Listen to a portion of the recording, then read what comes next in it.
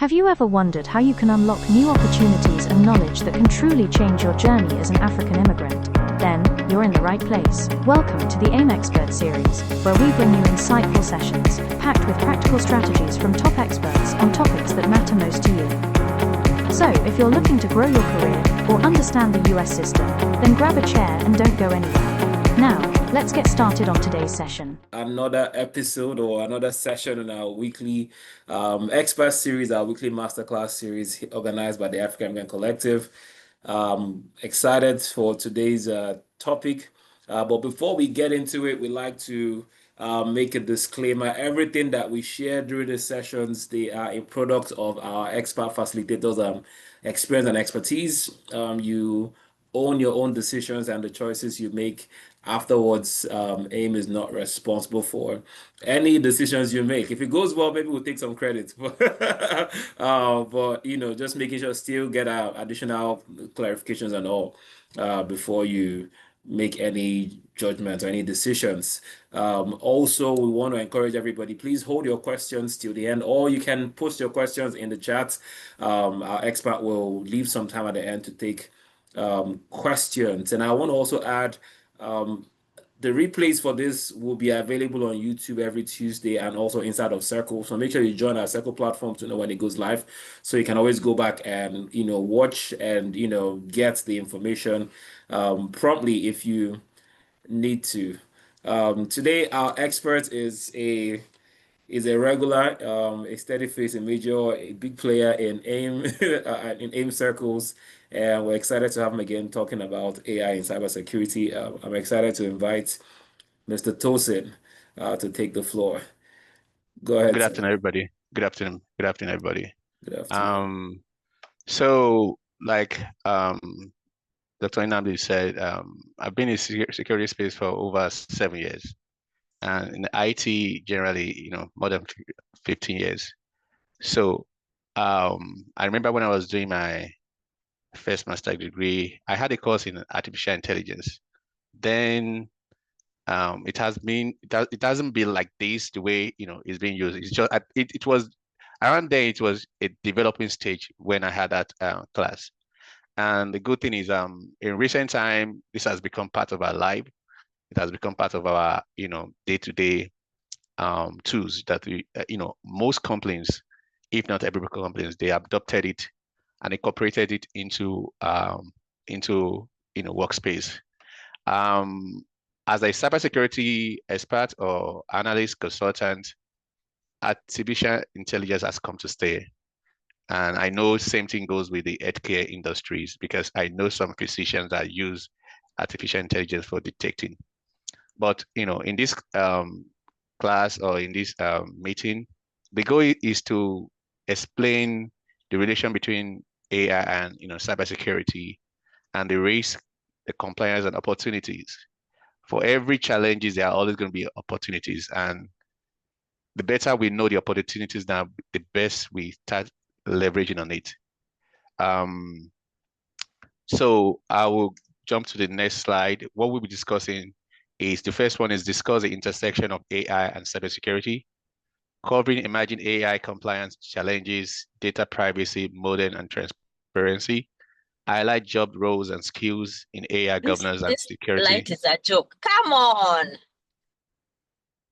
Hello? Go ahead. Sorry about that. I've muted the first. Okay.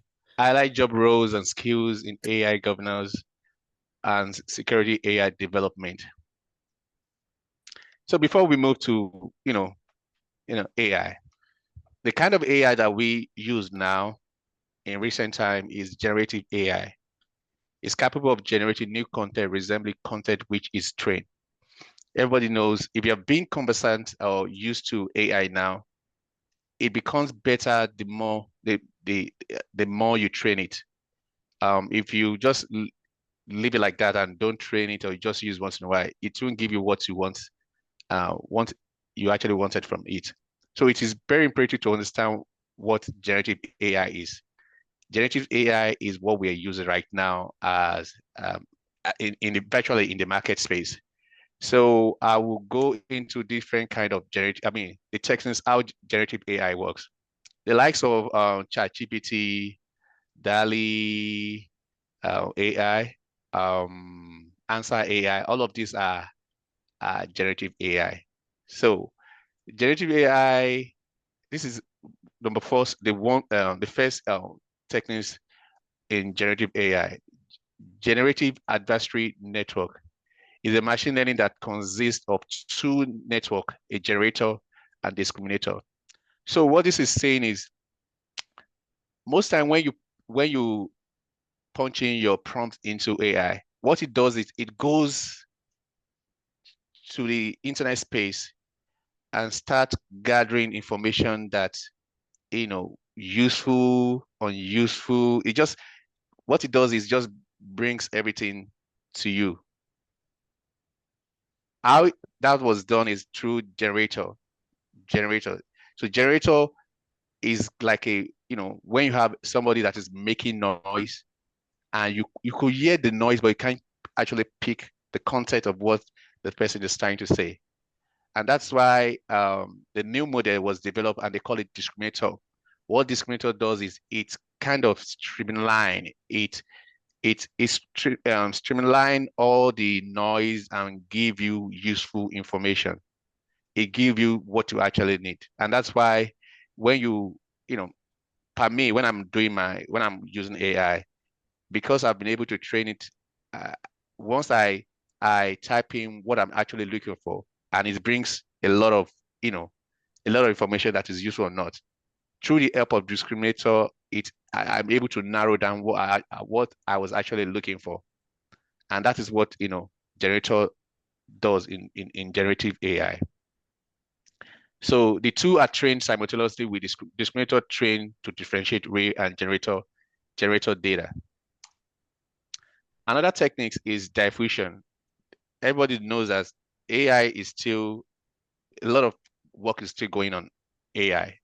So part of the new techniques is the diffusion model. It's a newer and more stable approach. It's called diffusion model. This model learns how to turn messy, noisy images back into a clear ones once trained. So this is even better than the first one I said. The first one I said, which is the generative.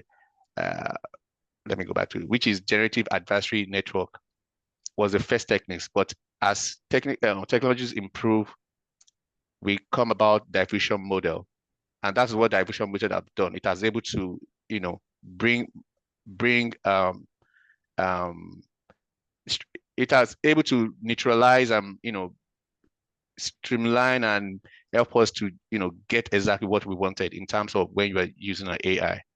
So another technique is autoregressive model. Autoregressive model are one of the oldest type of generative AI, originally from statistics. They generated data step by step, predicting the next part of the sequence based on what came before. And this has to do with algorithm. This was developed using algorithm. So it looks at the previous information you gave to it, and it can predict what you are trying to do. Sometimes when you're using an AI, it always tells you, do you want me to do this for you?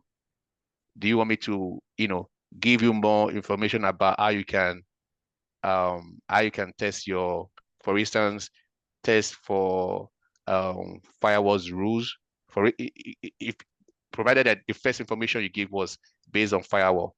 So through the help of auto-regressive model, we're able to predict the next thing. And you were like, oh, yes, give me that information. That is what auto-regressive model has brought to us. And that is what we use in the market right now. So generative AI model, especially large language model like ChatGPT, need huge amount of data to learn how to generate text, images, and more. For example, ChatGPT was trained on over 45 terabytes of text from books, website, and Wikipedia. So the good news, as training progresses, each model becomes increasingly better at its tasks, resulting in the generator being able to create realistic looking content. Now, everybody knows that AI has to do with data. And most people are very negligent in terms of when they're using AI, they just put personal information, confidential information. And because the space is still ongoing, there is, some governments and some institutions, they've started developing frameworks to, to limit and to regulate how people use AI. In the healthcare, for instance, it is not allowed, especially in the European countries, they don't allow the use of AI in their healthcare. They don't allow that. Same goes with some of the companies I work with, some of my clients. Um, they ask they ask us when our sales team goes to them to get contract for them, do you guys use AI? And they tell us, if you use AI, we're not going to be using you. Because why are they um, very careful about using AI? Is because of the information, their personal information. So some companies they've started discovering that some of the information they do not disclose to public, when they ask AI to retrieve such information from for them, they actually see their personal information, secret information about the company on AI. That means somebody has been using, some of their staffs have been putting all of these informations into AI. So, and this is where privacy and cybersecurity security comes in. So collecting many data, raising privacy concerns, sometimes personal information end up in training data, even if it comes from public source. This leads to some, like I said, some government around the world are, taking initiative. 2023, Biden and Harris, they, issue executive order. Mind you, this is executive order. There is no law, there's no framework yet in US space. The EU AI Act became the world's first full law focused entirely on AI. Countries like China, UK, Canada, and several US states are also proposing to enforce their own AI regulations. You can see these are the challenges, these are the risks that is, that the AI has posed to the society. And the good thing is there are opportunities in this space, because they have not started, tapping into it.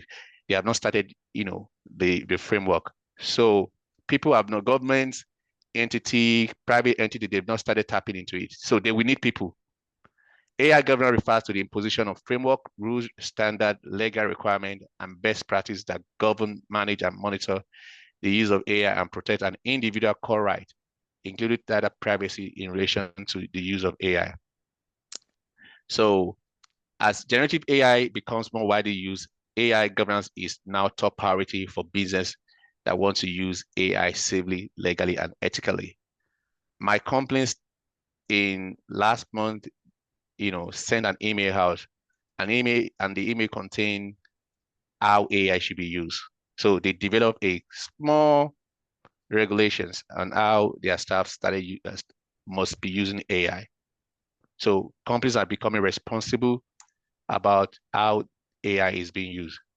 So, one of the things AI has done for me as an individual is it has made me to become like expert, as in I'm an expert, but it has taken me from where I used to be to another notch, another level. Because I'm in a PCI space. I I I do assessment, I do consulting, assessing, and advisory for my clients in this space. And if you know PCI, recently they moved from a particular version to another. We used to use 3.21, then we moved to 4.0. Within a year, within 9 months, we moved to another version, 4.01. And when we move to 4.0, and there's a part of the requirement that they state that this requirement will be effective from this year. Why? Because most individuals, most companies, they've not started implementing those controls. And as an assessor or as a consultant, I I need to know how to assess that particular requirement that was just, they just introduced. So one of the way I've used AI in doing my job is asking AI to, if I'm looking for this evidence for this new requirement, what kind of evidence or evidence documentation can I ask my client to to give me? I'm talking of new control that was implemented because nobody has ever done it done it before. So with AI, I've been able to, what AI does is gives me possible something that looks similar to what I can ask them. Let me tell you, I was one of the first set of people that have written 4.01 in the industry, and my company do have a internal keyway that goes behind and check all the evidence that we collect from our client. And my report, my manager, told me my evidence, the evidence I gathered were very good, and they have used this as a standard for all the assessor, all the consultant within the company. That is what AI has, how AI has helped me in my field. So key benefit is innovation, encourages new ideas while keeping AI issues ethical and responsible. Efficiency, streamline AI development, cut costs, and speeding up delivery. Sometimes when when I'm writing my reports, it takes. What's the message on WhatsApp? Sometimes when I'm writing before now, when I'm writing my report. Because I know you sent them a follow-up message twice and they didn't get back to you, but let me say that they got back to you. Kevin Boban. What the message they sent was filling out that they have me for the hello leadership and career. That first part is leadership and career growth. Yeah, so that part is correct. They mentioned that the first. Mason M. Namdi, you are speaking. Can you mute yourself, please? Okay. So like I said, I used to, when I'm writing my report, it takes me at least 3 weeks to write my report. In recent time, it takes me 1.5 weeks to write my report. Why? I've been able to leverage on the opportunities that AI has presented to us in the industry. Compliance, even though I'm using it, I'm very compliant with the way I use it. I don't put my company's information. I don't put sensitive information. I redact all the information I put into AI. Ensure AI follow laws and regulations, lowering legal risk. Because, like I said, a particular company that told us that we don't work with people that use AI. If they discover their informations are in the public space and they are able to narrow it down to who does that, we can actually face lawsuit.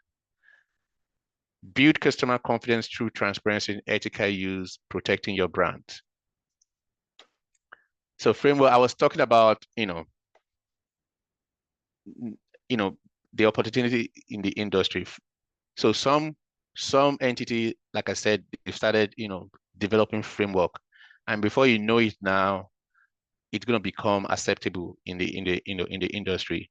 So the framework like the TRISM, TRISM has to do with the trust, risks, and security management. That is the the meaning of TRISM. It helps organizations create strong security protocols, just like the security triad.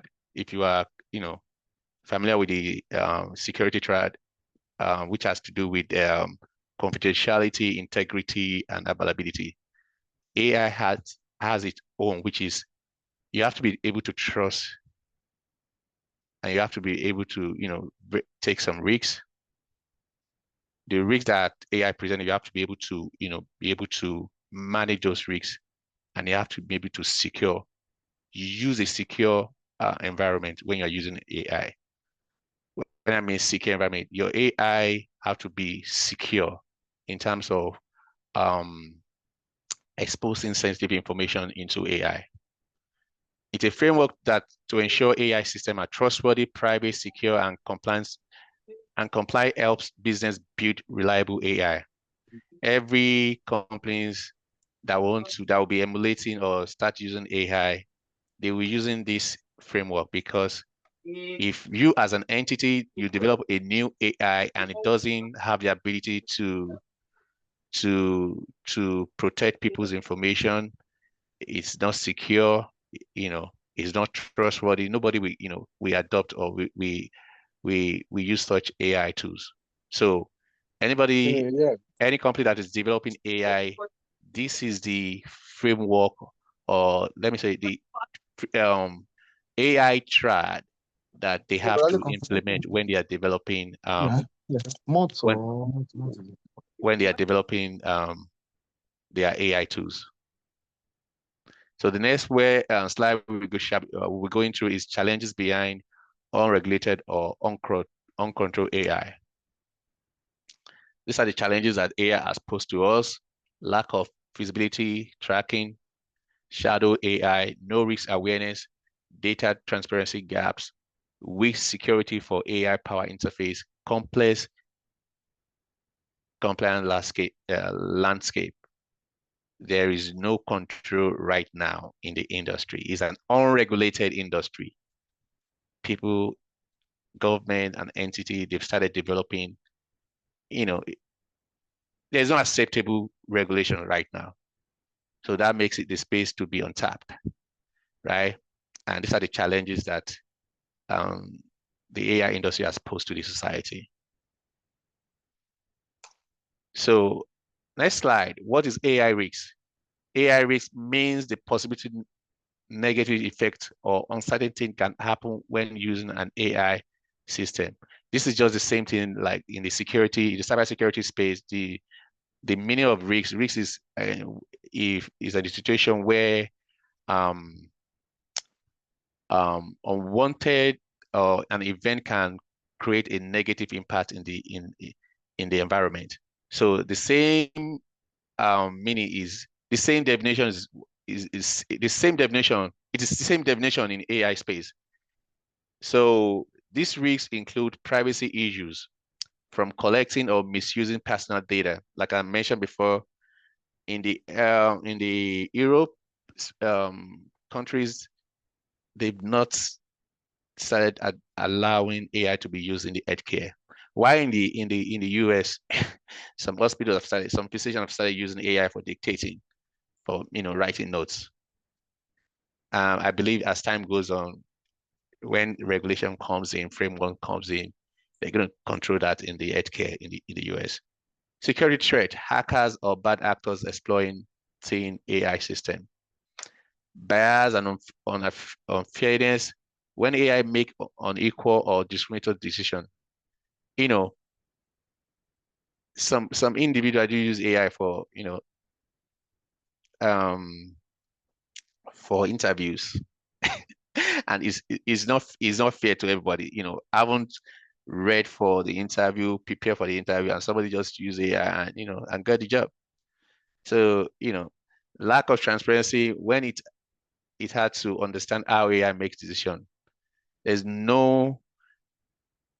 There's no particular way that AI makes a decision. What it does is it goes everywhere and scrap information in every part of the internet. Safety concern, especially in things like robot or self-driving cars. I was in California sometimes, like in May, and I saw the self-driving car, and I asked one of my colleagues there, because I've not seen that in ATL. So I asked him, what has been the challenges, or what has been the risks of you guys using this car? He told me it drives very well, but people sometimes intentionally they collide with the car intentionally, and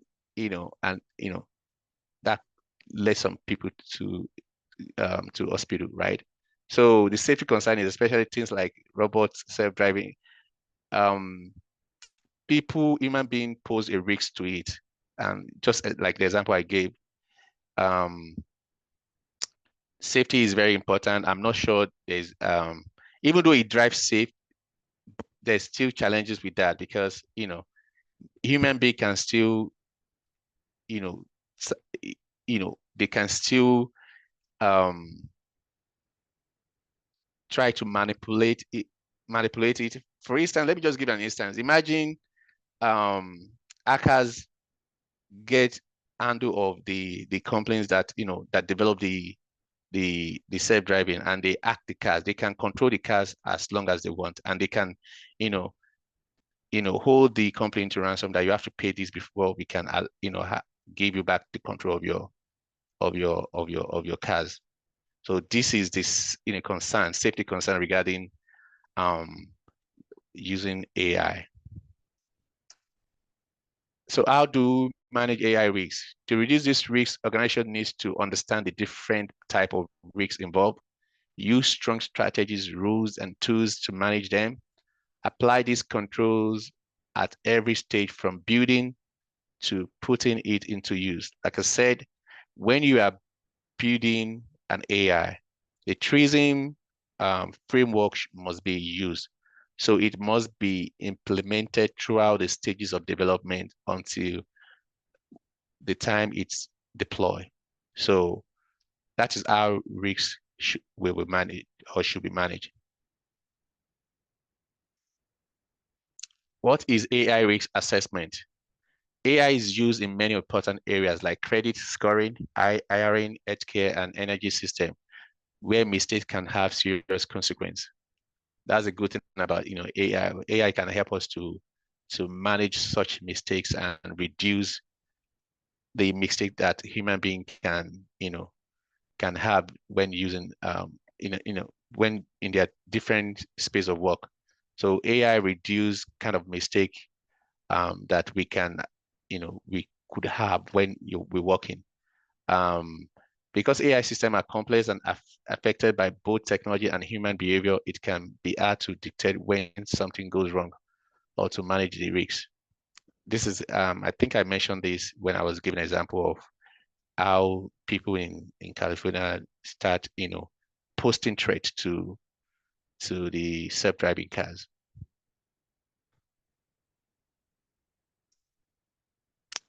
Why using AI is challenging? AI comes from technical errors, organization issues, and social impact. Failure can lead to unfair decision, privacy violations, or system breakdown.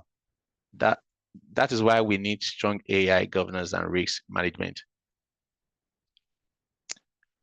These are the challenges of using AI. Like I said, in security space right now, some entities, some bodies they are coming together to make sure these challenges are reduced. There's no how you can get rid of all of these risks or challenges, but we can actually minimize it. So how, if we minimize, who are the people that will minimize it? Because the space there's nobody in the space right now. So we need people, we need individuals, we need professionals, from different part of the world in terms of, when I say the world, I mean different career paths to, shift or to change their course into AI or cybersecurity, so that all these risks, all the challenges can be reduced to a certain level. So this is the way we can, actually reduce AI risks effectively. A good AI risk assessment should use a clear, consistent method to spot and evaluate risks, consider legal rules, industry standard, and ethical concern, understand the roles of different stakeholders, tech teams, legal.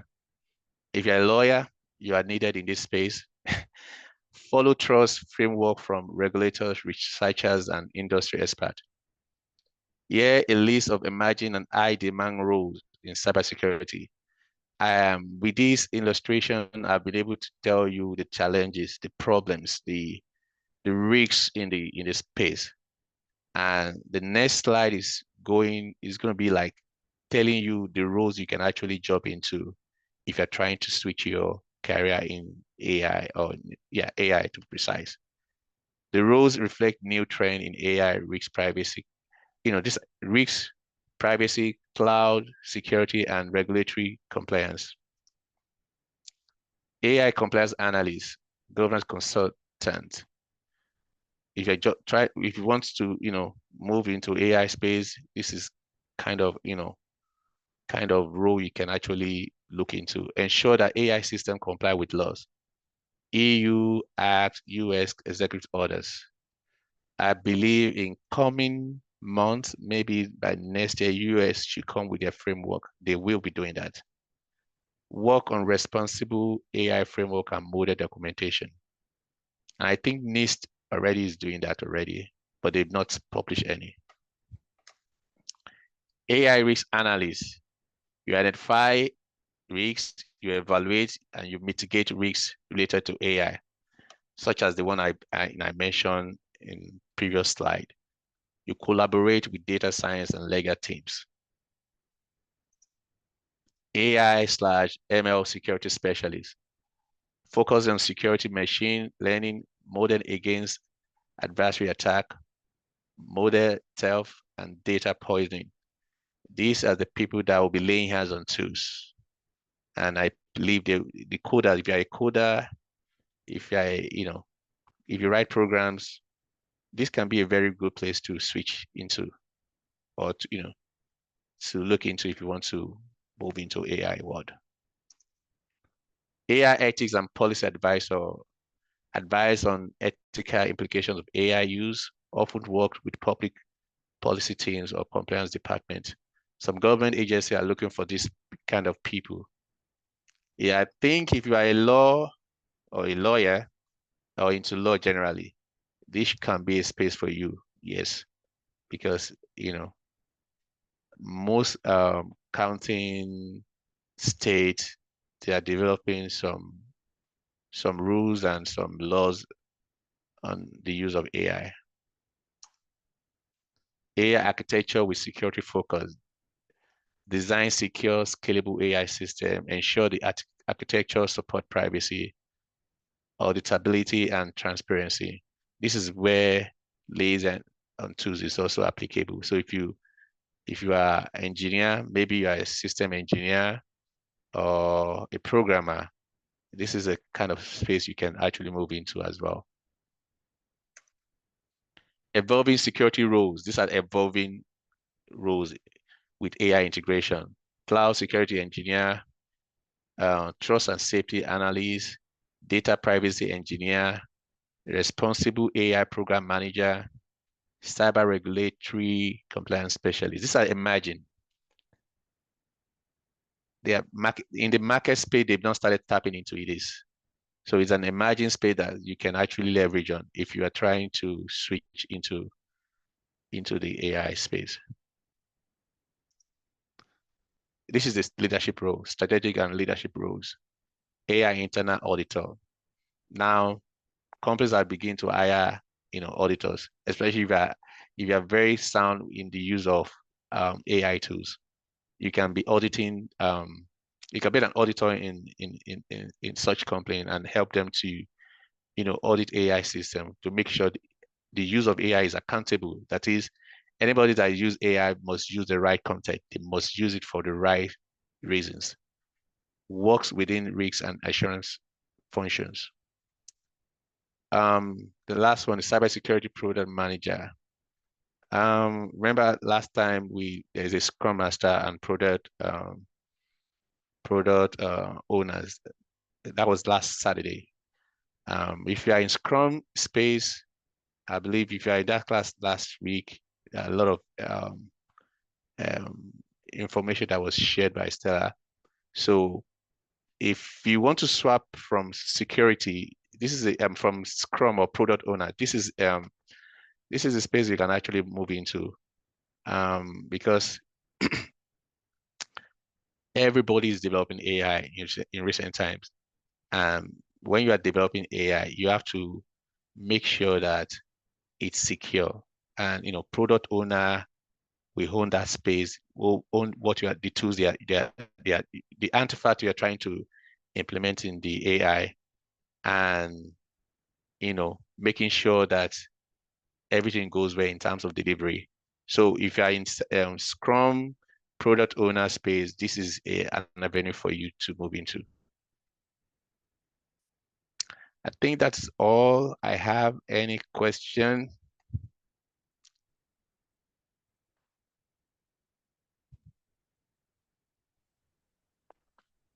Any question?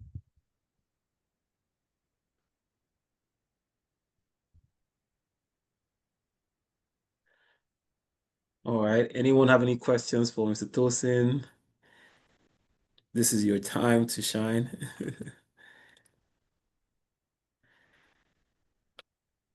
And even if it's not directly related to cyber, like what he thought today on AI, just any cybersecurity questions in general. Like he mentioned, he has a ton of experience in this lane. So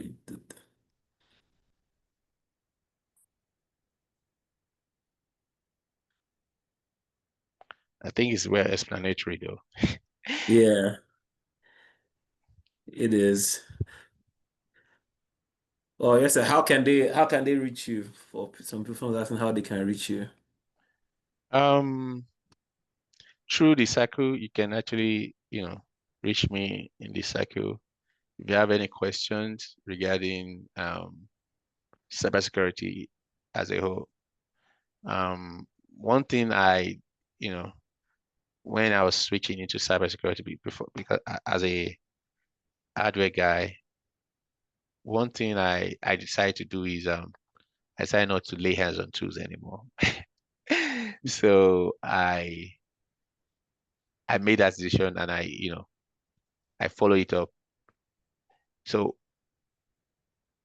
even though you are not very IT expert, or we are not too strong in IT, I mean hardware or IT software, you don't need to be strong before you move to cybersecurity.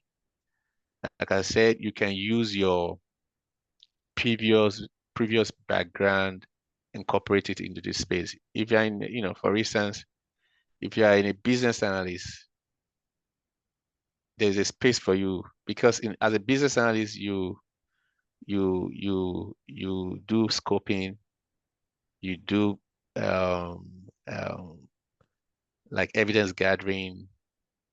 Same thing in security space. We do scoping as well. We scope what we're doing before an assessment is done or a project is given to you.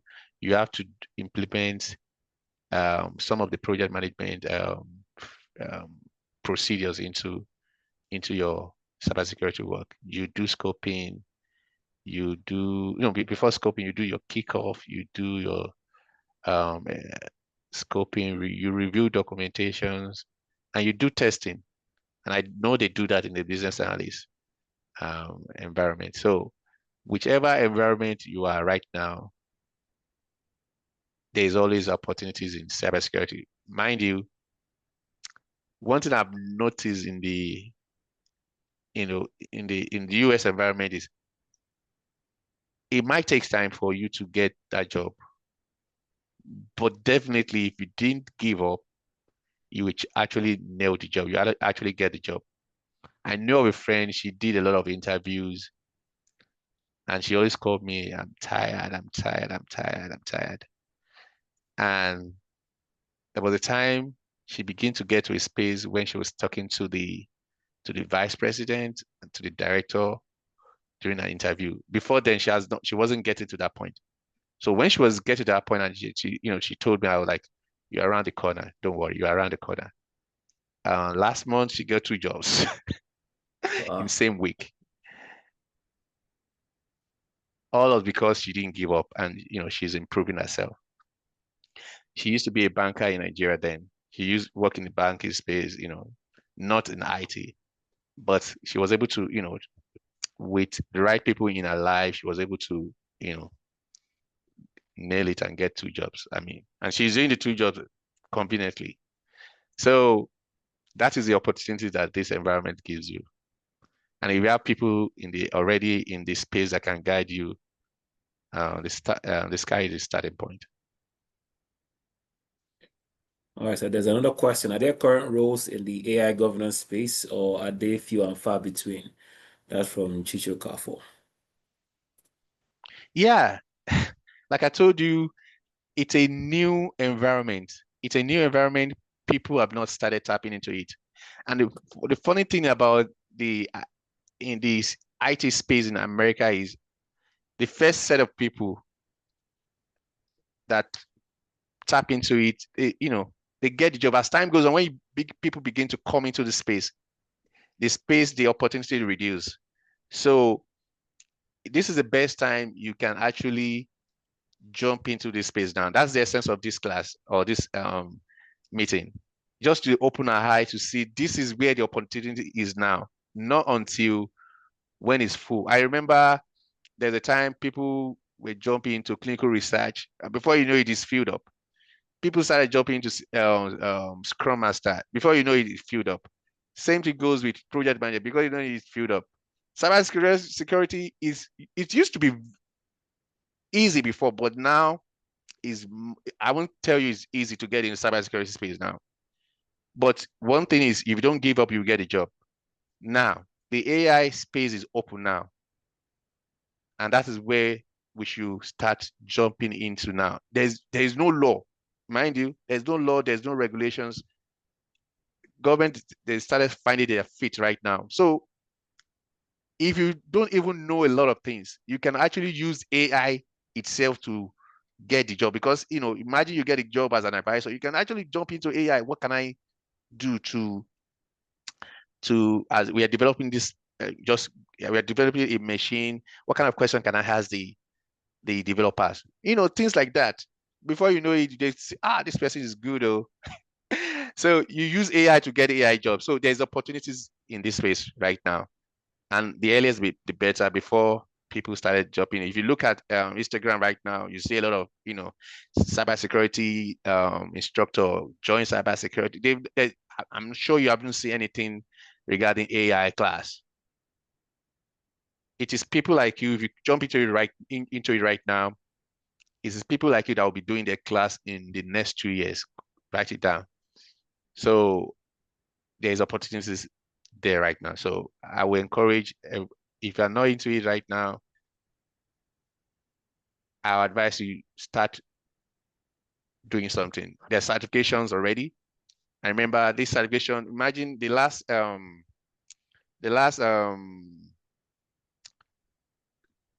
conference we had in May. I was there, and they said, one of the moderators said something about this, the certifications. Immediately after the training, after the meeting, a week after, I'm certified in AI. So remind you, if anybody sees my LinkedIn right now and they're looking for AI cybersecurity person, they're going to reach out to me. So, and the certification is free for now. When people begin to jump into it, it becomes, you have to pay for it. And you know what certification, you pay for it, you pay membership, and you will be renew your membership every year. So this is this is the best time to jump into it, sincerely. Project PCI, no, not project, PMP. They started developing framework, project management framework in artificial intelligence. And I think I put that into cycle sometimes ago. So every industries are tapping into it right now. I know she said security. I will type the security, not to security. That is the website. Just Google security certification. No Y. The end is I. Not Y. Security. Okay. Ended with I. So these are the free, and project management, PMP as well, is also a free certification right now. They are trying to bring people into that on board. So that's why most of these people are entities are doing this for free. So So the the earliest PMP AI one is free now. yeah, it's free also. Yeah, it's on Circle. I pasted it there when I saw it. All right. So if you're not in Circle, you're missing out on really valuable information. Um, any final questions for Mr. Tosin before we wrap up today? Again, you can always find him inside of Circle. You can reach out directly to him inside of the platform to get some more of your questions answered.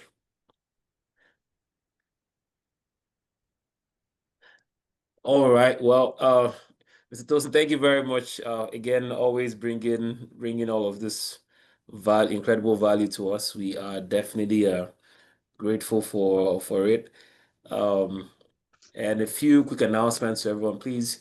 Again, make sure you look out for the replay for this session on Tuesday when it goes live. It will be live in Circle and also on YouTube. So uh, if you go into Circle, you see previous expert series. Join. Please go subscribe to our YouTube channel. That way we want to make sure we are getting more traction and more eyes on the platform. I want everybody, I announced this last week. I was hoping that we would have the registration page open today, but it's not yet open. But on October 25th, we're having our advocacy and policy conference. So I want everybody here to plan to be present for that. We can't say we don't feel the impact of policy these days, right? Whether we're interested in politics and all of the conversations around it or not, it affects us. The laws affect us, policies that are being made affect us, and how we live here in the US. And so it's only wise that we are involved in the process. So please, I urge everybody, passionately to make sure you plan to be present October 25th. Please let your schedule be free on that day. If you're local in Atlanta, we want you to show up in person. We'll be having some powerful conversations. We're working on a very powerful event. And by God's grace, by next week, we'll have all the details. I have the link to join Circle already in the chats. So please go ahead and click on the platform link to join Circle if you're not in Circle already. And as always, everything we do is powered by volunteers, by donations. So if any of this is valuable to you and you feel like, man, I'm getting all of this great information for free, you can make a donation. We are a 501c3 nonprofit organization, so every contribution you make is tax deductible. So go ahead and click on the donation link and you will get a receipt immediately. So you have that for your tax purposes. So we encourage you to donate. If you can make a recurring monthly donation or something like that, we would greatly appreciate that. And if you want to volunteer with us, we have a ton of opportunities to volunteer. There's also the volunteer form. Go ahead and click on that, and would love to have you and get you plugged into the African Brand Collective. Well, that's all we have for today. Thank you all for being a part of it. Please tell someone about us and drag somebody with you next week. We're here again next week. Actually, next week there will not be an expert series because we're having a session with all of our experts. We're having a meeting for all of our expert facilitators. We want to start planning towards next year and the way we'll do programming to bring more value to the organization, to the people. So if you are an expert in your field and you feel like, hey, I can teach, I have value to share. I've done this for the last 5, 7 years, and I think I'm ready to be an expert facilitator. We invite you to also let us know, reach out to myself on Circle or any of the leaders, and we'll get you connected to be a part of that meeting next week, Saturday. So that's what's happening next week, Saturday. So once we get that, we'll have more information when we come back. So